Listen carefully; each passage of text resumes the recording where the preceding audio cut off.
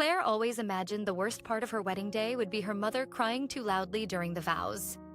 She did not imagine it would be a stranger's name on a piece of paper. 4 hours before the ceremony, a courthouse clerk called to confirm a routine detail on the marriage license. And in confirming it, she mentioned something that was never supposed to come up at all. That Marcus already had one. A marriage. Active. Never dissolved. Claire didn't scream. She didn't cry into the dress. She said, "Thank you for letting me know," hung up and sat very still for a long time. They'd met 18 months earlier at a mutual friend's rooftop party, and Marcus had that particular gift some men have of making a woman feel like the only interesting person in the room. He proposed on a beach at sunset, on one knee, with exactly the kind of speech Claire would later realize sounded rehearsed, because it probably was. Maybe more than once. She said yes. She meant it completely. That's what made the phone call 4 hours before the wedding so hard to hold in her hands. Not the betrayal itself, but how ordinary the year before it had felt. The clerk hadn't meant to tell her anything. She'd just been doing her job, cross-checking the license application against a state records database that flagged a discrepancy. An existing active marriage record under Marcus's full legal name, filed 9 years earlier in a different county. No divorce decree on file. No annulment. Nothing. Claire asked the clerk to repeat the county name twice. Not because she didn't hear it, because some part of her needed the extra few seconds before her whole wedding day rearranged itself into a different shape entirely. Claire didn't confront Marcus in the dressing room. She opened her laptop instead. Public marriage records are exactly that. Public. It took her 11 minutes to find the filing, 20 more to find the wife's name, Renata Voss. Still legally married. Still, as far as any government database was concerned, Marcus's actual spouse. Claire sat with that word, spouse, turning it over like a stone with something ugly underneath it. Then she did the one thing Marcus would never have predicted.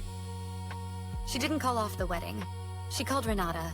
Renata answered on the second ring, and within 30 seconds it was clear she had no idea a wedding was happening at all. She thought Marcus was on a work trip. They met at a cafe 4 blocks from the venue.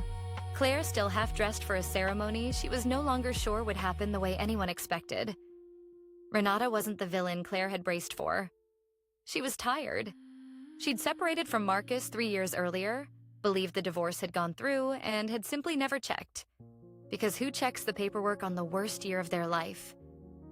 2 women, both lied to by the same man, looked at each other and realized they weren't rivals. They were witnesses. Claire could have canceled quietly, sent guests home with a vague excuse, saved everyone the spectacle. She decided against it. Marcus had built an entire performance out of this wedding. The speech, the ring, the year of small tender lies. And Claire had learned in the space of 4 hours exactly how good he was at performing sincerity for an audience. So she gave him one more audience, the largest one he'd ever had. She touched up her makeup, texted Renata a single word, ready, and walked toward the ceremony like nothing in the world was wrong. Marcus stood at the altar doing the thing nervous grooms do, adjusting his cufflinks, glancing at the aisle, rehearsing a smile. He had no idea his actual legal wife was seated in the back row, in a plain gray dress, next to an usher who had no idea what he'd just seated. The music started. Claire began her walk down the aisle looking, by every account from every guest interviewed afterward, completely radiant. The officiant reached the part of the ceremony every wedding includes and no one ever expects to matter. If anyone here knows a reason these two should not be joined in marriage, Renata stood up.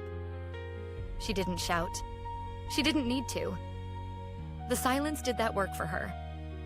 She simply said her name, her wedding date, and the county where the record was filed. 9 years. Never dissolved. Marcus's face went through 4 distinct stages of collapse in under 6 seconds. Claire turned to him, still holding her bouquet, and said the only line she'd actually rehearsed. "I know. I've known since 1 o'clock. I just wanted you to feel, once, what it's like to plan something perfect and watch it fall apart in front of everyone you love." He tried anger first. "This isn't the time. We can talk about this privately." As if privacy were still something he'd earned. Then he tried the paperwork itself, insisting it was a clerical error, a technicality, nothing that mattered. Claire let him finish before mentioning calmly that she'd already spoken with a lawyer that afternoon. Not about the wedding, which was never legally valid to begin with, but about the joint lease he'd convinced her to sign 2 months earlier. Her name only as of that morning. Renata added almost gently that she'd be filing for the divorce herself. 9 years overdue felt like enough time to wait. Claire didn't cry until she was 3 blocks away. And even then, it wasn't the crying she expected. It felt more like relief finding an exit. Renata walked with her the whole way, still in her plain gray dress, and somewhere around the 2nd block they started, unexpectedly, to laugh. People love to say a wedding is the beginning of something. Claire had a different theory now. Sometimes it's the end of something you never should have started. And the best possible ending is walking away from it in company, not alone.